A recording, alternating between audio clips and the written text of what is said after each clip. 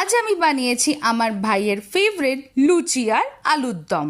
আর আমার secret ingredient হলো গণেশের আলুর দম মশলা। তেল গরম হয়ে গেলে প্রথমেই দিয়ে দিতে হবে গণেশের সাদা জিরে ফোড়ন, কেটে রাখা আলু, গণেশের হলুদ গুঁড়ো আর লবণ। তারপর ভালো করে নাড়াচাড়া করে নিতে হবে আনটিল ইটস গোল্ডেন ব্রাউন। তারপর টমেটো, ক্যাপসিকাম আর হিরো ইনগ্রেডিয়েন্ট আলুর দম মশলাও অ্যাড করে দিয়েছিলাম। আমার বাড়ির যে কোনো অনুষ্ঠানের জন্য আমি চোখ বন্ধ করে গণেশ স্পাইসেস ব্যবহার করি, কারণ ওনারা কোনো আর্টিফিশিয়াল কালার ব্যবহার করেন না, যাতে নিশ্চিত করে শুধুমাত্র সব থেকে খাঁটি, পরিষ্কার এবং একই মাপের দানা পাতে পৌঁছায়। আর কি সহজেই আমাদের আলুর দম কারি রেডি হয়ে গেল, যেটা লুচি দিয়ে খেতে আমার আর আমার ভাইয়ের তো বেশ ভালো লেগেছিল।